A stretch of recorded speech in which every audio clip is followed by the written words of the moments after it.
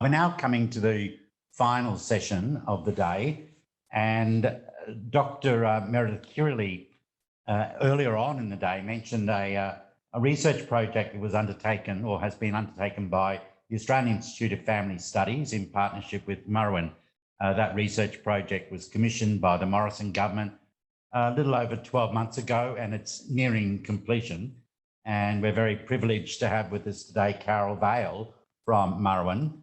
So you can regard what Carol's going to tell you as a preview, really, of that research project and its findings. So I'd like to very much welcome Carol to our forum today. So hello, Carol, how are you? Hi, Lindsay, how are you? I'm good. So if we head over to you to tell us a little bit about the project and how it was conducted, with whom it was conducted, and some of the ways in which it was conducted, and also, I guess, some of the major themes to have emerged. Sure. Let me begin by acknowledging country and paying my respects to traditional owners of certainly First Nations people across Queensland, and then any other places zooming in on here today. My name is Carol Vale. I'm a Dungari woman, and I am currently on the lands of the Turrbal people here in Brisbane, and certainly, keen to share some of the insights from this project. I need to sort of start by saying that the project is still in train, that we are currently analysing the data in collaboration with our colleagues from the Australian Institute of Family Studies, and that the final report is still being worked through. So what I'd like to share today, I guess, is just some key insights that we learned along the way, and also that I just want to sort of also preface that the project was around primarily around formal care, but without a doubt the issue of informal care came up, certainly throughout the conversation as well. So Lindsay, I have a presentation, but I guess I can just speak to it. I'm not sure that if it's gone through to you guys or not, but shall I just talk about some key things, or you want to ask questions, or how do you want to do this? I'm happy for you to talk, and then I'll jump in if you like. Yes. Okay, I'll give a bit of an overview, and then we can go from there. So the project, it relates to priority area 3 of the 4th action plan, and this project in particular related to action area 3.3, which was about developing an approach to recruitment, training and support of more permanent carers, including improving workforce capability to support the carers. And this was for Indigenous and non-Indigenous carers. Murrawin being an Indigenous consultancy firm, we certainly was able to bring that Indigenous lens, and certainly wanted to hear the voices of carers for our Indigenous children in out-of-home care. As we know that there's, and I'm sure your speakers earlier today would have spoken about the incredible need for that. The overall, so it was a collaboration between Australian Institute of Family Studies and Murrawin. It was a national project. It was focusing on building what was needed, what are the strategies that's needed to build, to strengthen the capabilities of carers in order for them to support our children more. The key aims of the project was to look at those key issues and identify barriers that were being experienced by carers in regards to carrying out their role, looking at what were those key areas that were impacting on recruitment and then certainly retention of carers, doing a bit of a review of what were some of those available resources and supports out there to support carers, identifying best practice, and then we also were asked to look at the impacts of COVID on carers as well. Some of the general themes that came out again, probably reiterating a lot that may have been said earlier, but there was a tension between the perspective of government and carers that can be attributed to a desire to professionalise the system versus a desire to humanise the system. carers understand their role very, they understand their role very clearly, particularly around issues like maintaining connection to family and community and kin when it came to Indigenous children, but often that there were systemic barriers coming out of the system that impacted on this. Across the country, there was inconsistency was raised around the multiple challenges from differences in relation to allowance, how different regional officers interacted with carers, interpretation of guidance and different policies.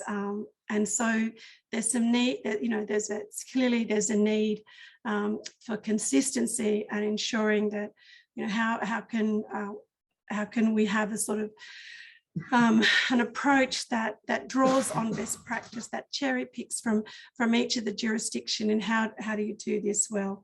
Carers generally, and more so for Aboriginal carers, feel as if they don't have a voice, and so that came out quite strongly. So how can, who can be their advocate?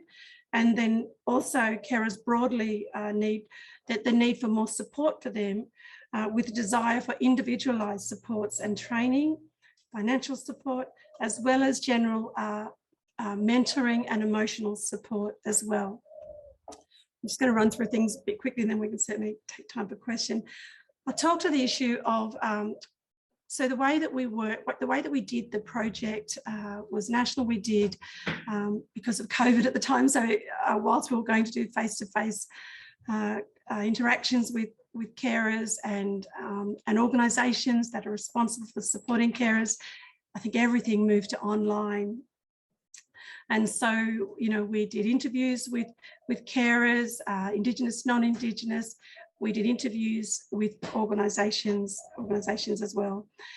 In the context of the skills of carers, we found that being a good carer was certainly linked to one's motivation for caring. Interviewees suggested that this should be altruistic and certainly child-focused. So it's about carers for kids, not fulfilling parenting dreams, but being genuinely interested and invested in children's well-being.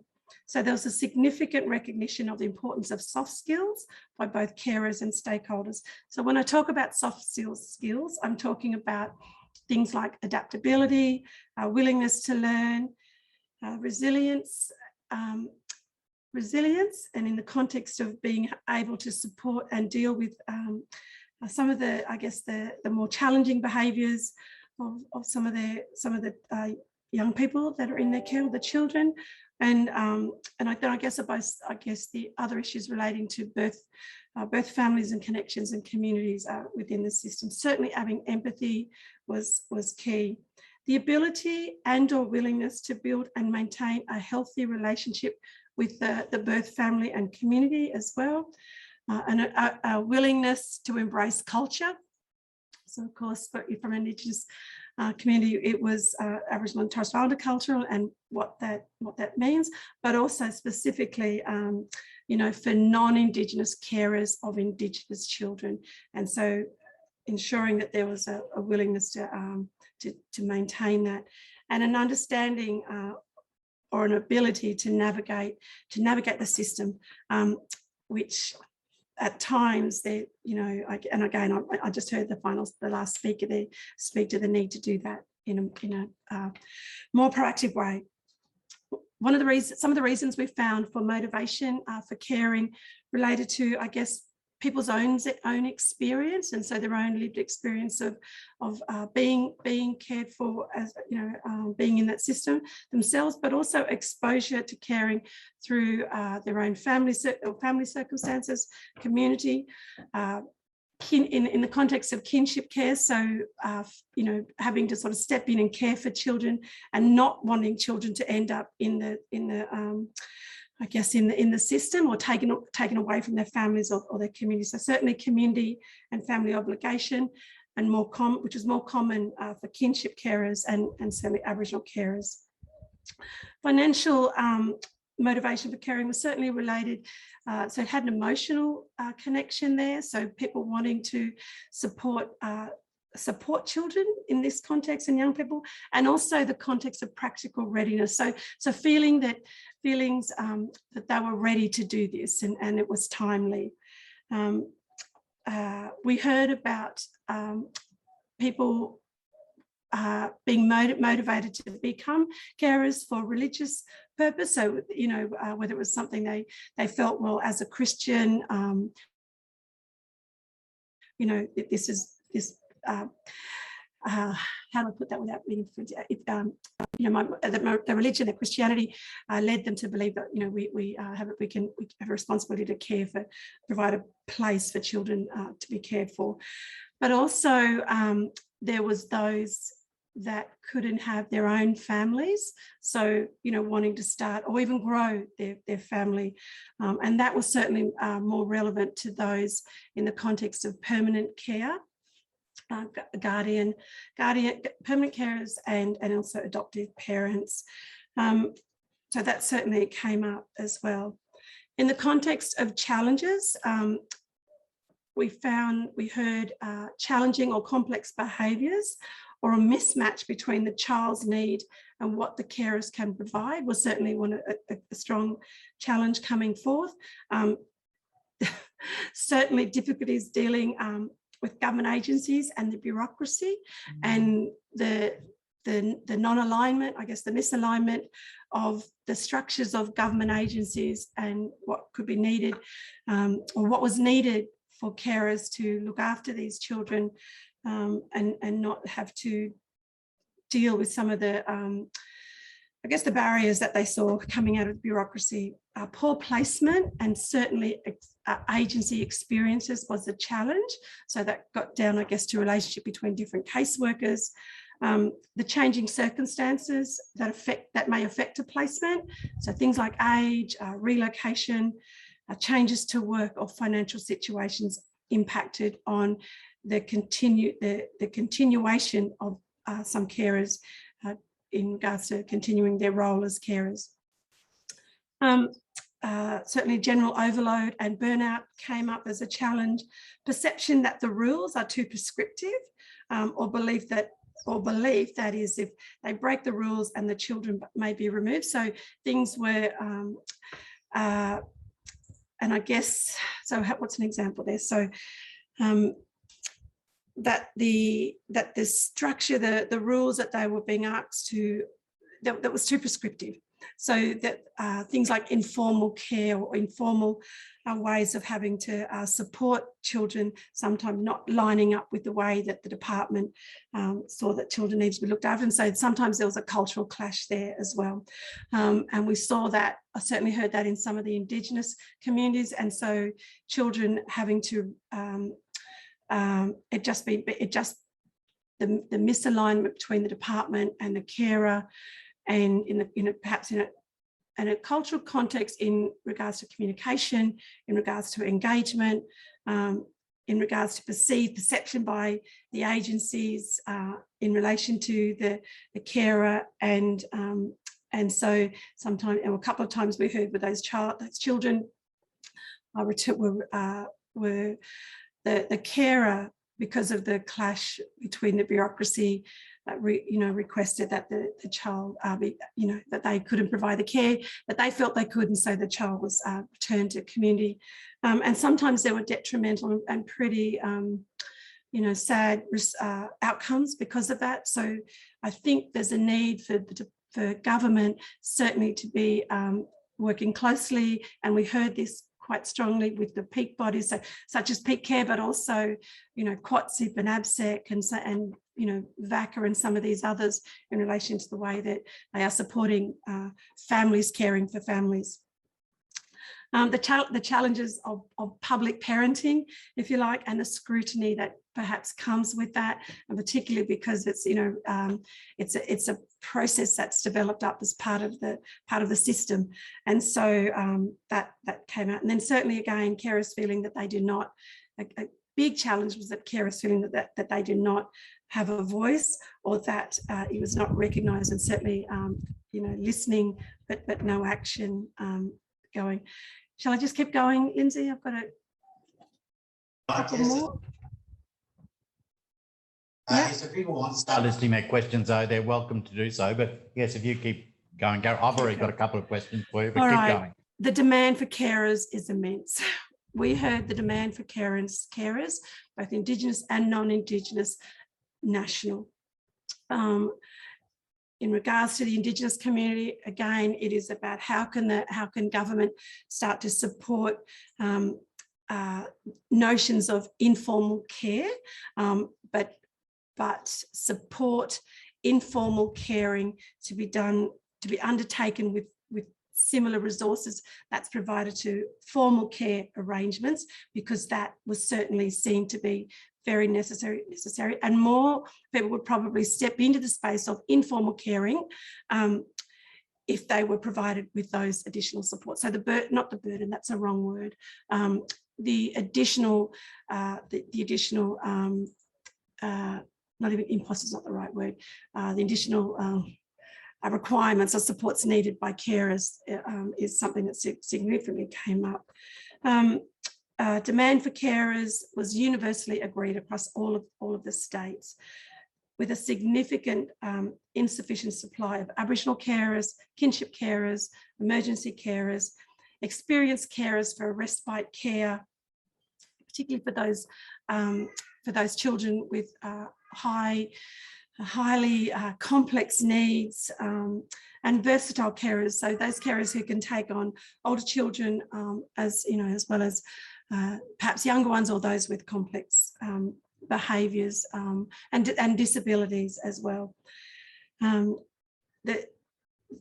demand for carers was certainly associated with ensuring that that a mismatch didn't occur. So the supply needs as opposed to matching, and the existing demand and the inability to to meet those needs, and particularly coming from its strength-based perspective there.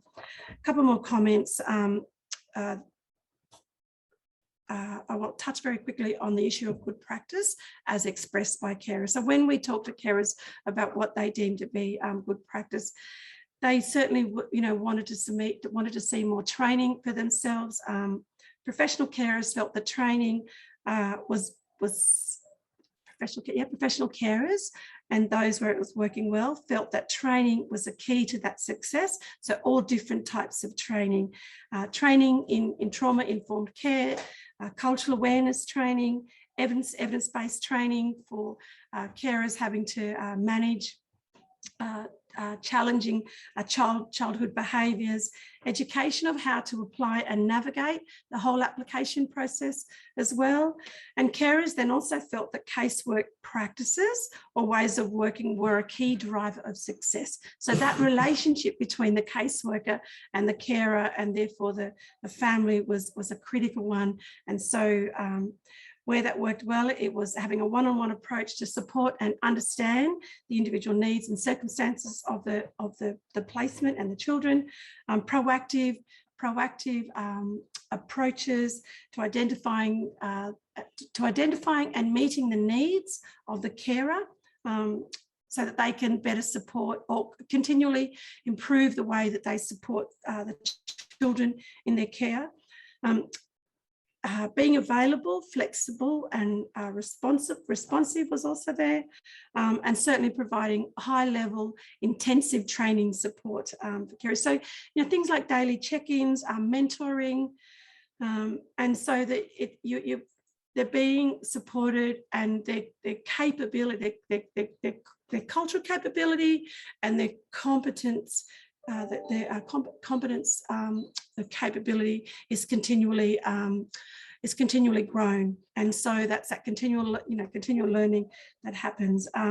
Aboriginal carers and carers of Aboriginal children specifically spoke about models of family decision making, community brokerage, the opportunities for these to occur, certainly connecting in with our Aboriginal community control organisations, and the ability to do that more. But it was also it was also acknowledged that our Aboriginal community controlled sectors are under immense pressure, and so therefore require, a greater resources. So that's a big message for government to hear that. But then using Indigenous organisations as mediators and that bridge between carers, and that was across each jurisdiction as well, and certainly that increased use of ACOs. I can see some questions there, but let me quickly keep going. In the Indigenous context, so whilst Murrawin is an Indigenous organisation, we certainly we interviewed some non-Indigenous ones as well, but majority Indigenous. So in the context, in the Indigenous context, carers can be both kinship and foster carers. There was an incredibly significant desire to formalise, to acknowledge, to recognise family caring for family, and the need for that. So there is significant desire for community to care for community. Our carers want to access Indigenous providers, but often feel that they are under-resourced and can't offer the same level of support. So we saw this, and we actually saw this in Queensland as well, where the Indigenous, so you had Indigenous carers or carers of Indigenous children accessing Indigenous services, where up the road was a mainstream service, but they didn't go to that. Perhaps they, and there were the reasons were that, what was it? The reasons were they didn't necessarily see themselves in that service. They saw that service as being a bit more sterile. They didn't feel a connection to that service. If they went to that service, they were often asked to, we have to. There's a waiting period where when they went to the Indigenous service. Sometimes, that service says, well, okay, let's see what we can do for you now. So that there was an immediate response that enabled for, may not be the full response that was required, but there was an action that was taken, as opposed to, let's take down your number and, we'll call you. So they felt that that was there. So it was like that cup of tea type response, which was always valued and support. The lack of voice for more the lack of voice was absolutely more prevalent for Indigenous carers than non-Indigenous carers, and then hard to differentiate the line between parenting and caring for Indigenous and specifically kinship carers. So I guess, so what that means was, I guess, so in an informal sense, you had carers that were caring for children, and then it was seen, well, I guess in the context of the more formal kinship caring. And so sometimes, community or others not being able to really see the difference between that. And is there a difference? Because people were just wanting to care for children. In regards to what could help, and this is just a generalisation of what they felt could help. Well, certainly less red tape was number one. So quick turnaround time in regards to financial supports, reimbursements, so carers having to pay for things out of their own pocket. So they could that quick turnaround for that. Integration across the system. So, things like child safety and housing going together. Health, so that a much more greater integration across the system. Easily accessible access to background information on the child, so that could inform better inform the carers on additional needs, I guess. Transparency and communication, particularly in regards to background information on a child, particularly where information on the supports and services were available.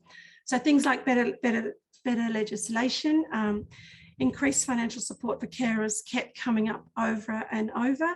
And it wasn't, it was about having access to better resources. When I talk about financial resources, certainly better matching of children and carers, improved family findings for Indigenous carers, certainly across the board was greater access and more easily accessible training in the context of trauma-informed care, one-on-one support from services, from caseworkers, additional counselling service, both Indigenous and non-Indigenous, and certainly greater opportunities for peer-to-peer support from carers that are in similar situations than themselves. So I guess you know, what came out very strongly, you know, and I guess the key messages was about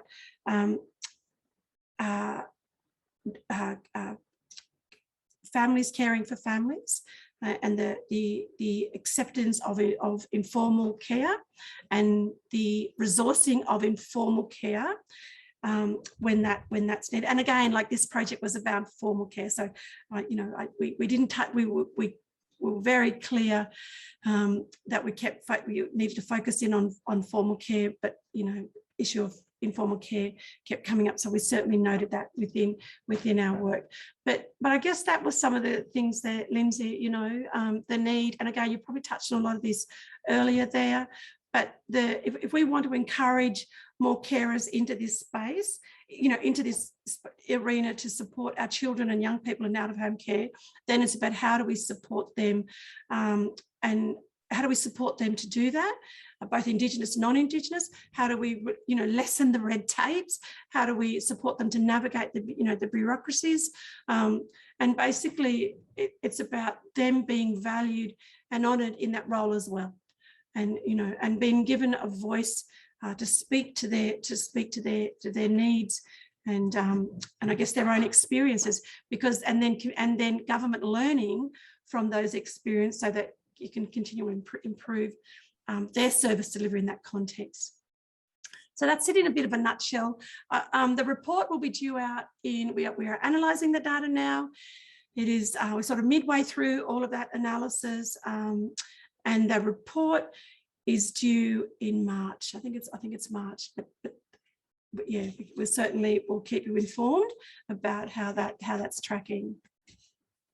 That'd be good, and we'd be very keen to let people know about where it's going to be published. So it'll be on the Australian Institute of Family website and your website, and there'll be a link on our website as well. That's right. Yeah, that's right. Excellent. That's right. Well, you gave us a wealth of information really about what's covered, so I think everyone's going to be fascinated to read this. Yeah. There's a few things. Your friend Dulcie has listed a question. Oh, Dulcie, hello. And look, I have to, so let me just acknowledge Dulcie, because I have experienced Dulcie. So it's interesting. So Dulcie's program, Time for Grandparents, you know, needs to be national. I'll say that without a doubt. It needs to be national. It needs to be focused. It needs to be available for Aboriginal families. And then it certainly needs to be, I think, contextualised for non-Indigenous children. I've experienced Dulcie's program both as a grandparent myself, in children in the informal context. So I understand absolutely that context of informal caring. I'm a big fan of Dulcie and her program, and so that's certainly something that's been advocated for in our report in that context. So Dulcie, hi, sister. Look, I think whilst you've said that it concentrates on formal kinship care, there's certainly lots of lessons still to be learned from this that apply to informal kinship care. And one of the things that you touched on, I'm very interested in, is that tension that exists for families often when they are caring for families, but they still need to sometimes encounter government agencies and statutory systems and the tensions that exist in that. And some of it's the language that they encounter. A while ago, we ran a forum similar to this, but it did concentrate on formal kinship care. And we had some kinship carers on a panel, and they talked about how the term kinship care was not one that rang true to them, you know. And we heard that. The terms that rang true to them were things like, well, I'm grandma. Yes. And I met them on a radio interview that afternoon, and the interviewer on the radio basically said the same thing. He blamed people like me, social workers, for using terms like that. When really the language that people understand, if you're a carer in these situations, is I'm grandma or I'm Yeah. auntie or I'm Yeah. uncle. Yeah. So Yeah. in some ways, it's that tension between what families do, which is care for their family members, compared to what happens when they encounter Yeah. government agencies, non-government organisations quite often that almost put a different layer of expectations on them. So there's a tension in that, isn't there? Yeah. So I think there's two things with that, Lindsay, and certainly it was the, it's the technical language that seems to has to be used, because, going from that informal care, but then having to exist within this technical formal way. And the use of the technical language, that's, for what I found and listening and talking with others, is that there's a real detriment that comes with that, because that is, again, that's connected to that whole, the fear of the welfare system. So that was that, but also I think we've got to find another way to privilege informal care, or even if it's formal care, but lessen the language, so it's not so fearful, if you like, because that stops that. We heard that was stopping people from becoming carers, because they would have to go, they would have to deal with the technical constraints, the bureaucracy of the system. And so people were just wanting to care for their children, so they weren't removed. And so we heard of families stepping up and having. So when we talk about motivations, so you've got the motivations of in the formal sense why people were doing it, but some of those motivations still applied in the context of, well, in the informal context. In the informal context, we heard a lot about, well, families just having to do this as a matter of a consequence of an event or situation that may have been happening. But that informal care may have only been needed for a moment, like for a time, for a certain time, whilst, while mum or dad, mum was just needing to get herself back on track.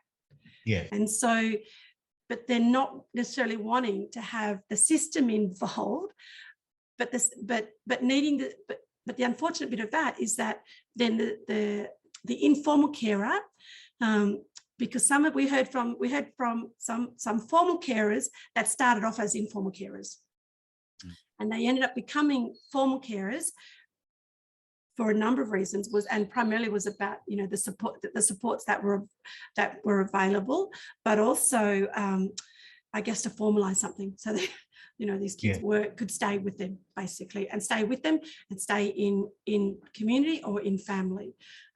So they were carers, but yes, it was auntie or uncle or big sister sometimes, or nan or something. But so I think that's a real dichotomy, and I think that just needs further exploration. And I know,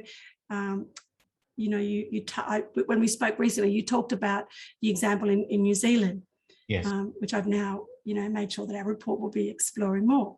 This issue of positioning informal care in the same context as formal care, and resourcing that, because that, if you wanted, certainly in our Indigenous communities, if you're wanting to grow that, the more opportunities for caring to occur within family community, then we're going to have to look at that. How do you? It's the supports that's needed, and the supports in the context of financial resources, because there is an additional financial. I hate the word burden, but I'm going to use the word. I can't think of another word. Impost that comes with requirements, around schooling, around whatever that children's need. But it's also the opportunity for training. That just because you're an auntie or a nan, and yes, you'll love this child and you'll be able to care for them the way that you care for them, but perhaps there's challenging behaviours, that there's some technical training that you could have access to, but you can't access that because you're in informal care. And so I really like this notion of what's happening over in New Zealand around privileging both informal care alongside of and then again alongside formal care.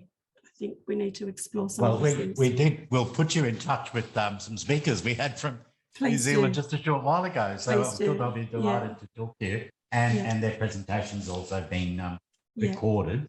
So, and I'm not sure if Kate and Jill are still online, but I'm sure they'd be happy to talk to you further. Yeah. And it certainly is, it's always a bit sad when, in order for children and families to be supported, it's contingent upon their children entering care. Entering care. It's dreadful. They should not have to enter care in order to get the services that they require.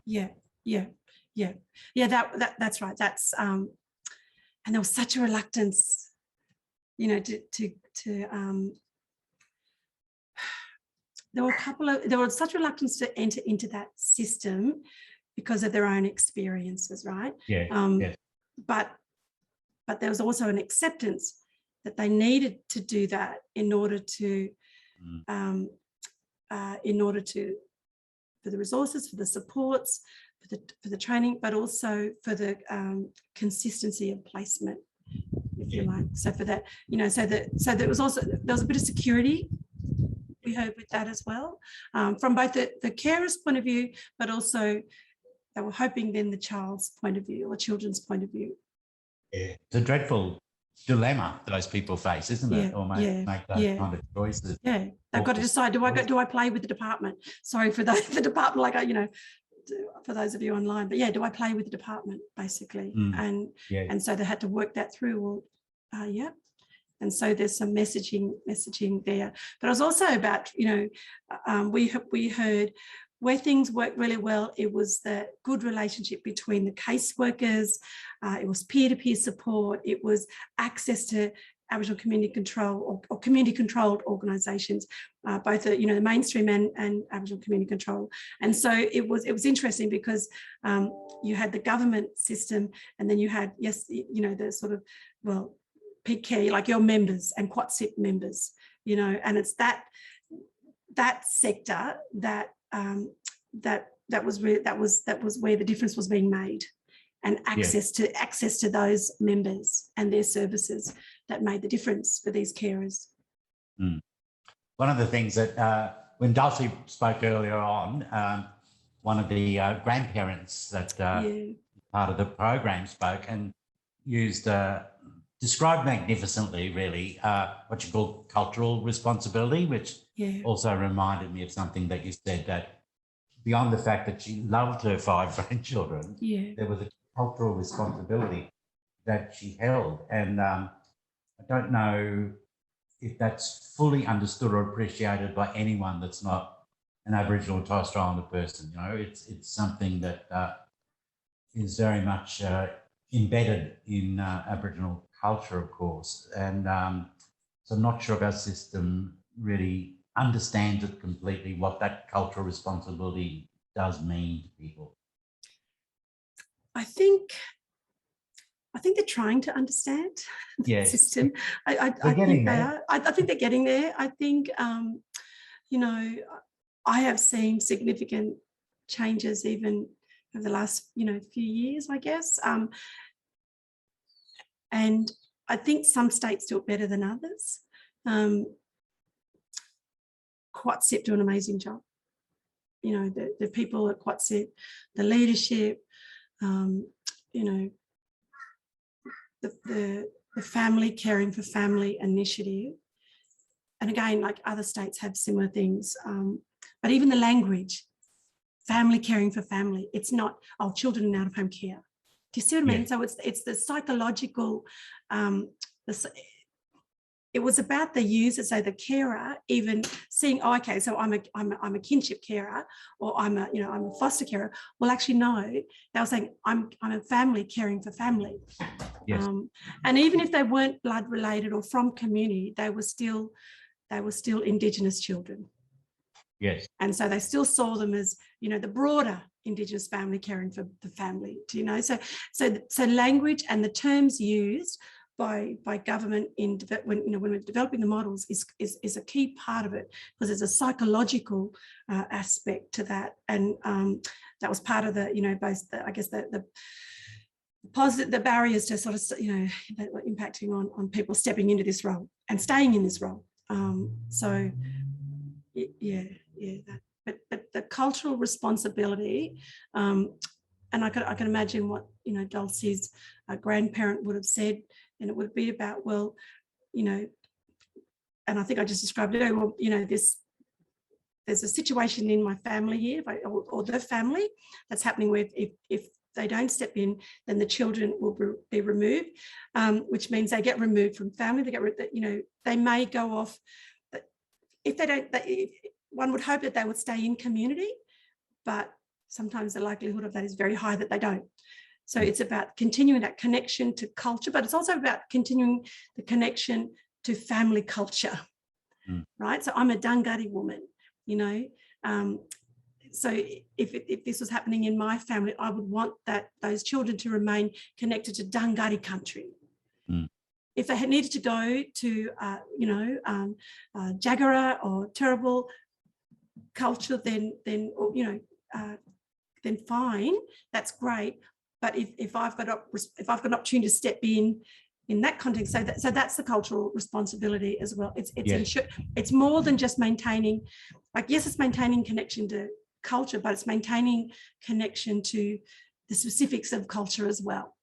And that's, you know, that's even, I think, needing to be understood even deeper and more with him. Look, one of the other really interesting pieces of work, and I would love to come and do, you know, speak to this at some time with you, Lindsay, and your friends, is that we are doing the evaluation of our way strategy. And so the notion of informal care and you know, formal care, and how the system supports children to thrive, whether they're in care or at home, is part of that work. And I'd love to come and speak about that. And again, you know, there's sometimes it's, you know, it's that you've got these situations happening where the same old's happening, but then you've got these other wonderful moments that happen over here where innovative and creative and place-based responses occur. And that's, you know, you think, why can't we just do this? You know, what's stopping us?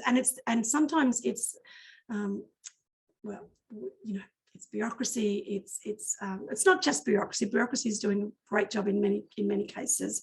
But the Our Way strategy, you know, it's a 20-year intergenerational approach to, you know, to driving change in Queensland. I'm coming from a policy background, you know, and I think that's an amazing opportunity, and would love to come and share the insights from that. And we'll speak to anybody about, once we can, about the findings and what I think, you know, should be some of the lessons learned. And it's about impact. You know, it's about targeted investment. It's about, you know, working on what has worked well. It's about cherry picking, both here in our country from other jurisdictions, but also going overseas and looking to, so you know what, so if the formal care stuff is happening in New Zealand and government's doing that, let's look at how we control that here. Yes. Yeah. So all of these. We'd love to talk to you about that, Karen. I know. So we will absolutely make the time to do that. And that's an excellent way of concluding today's forum as well.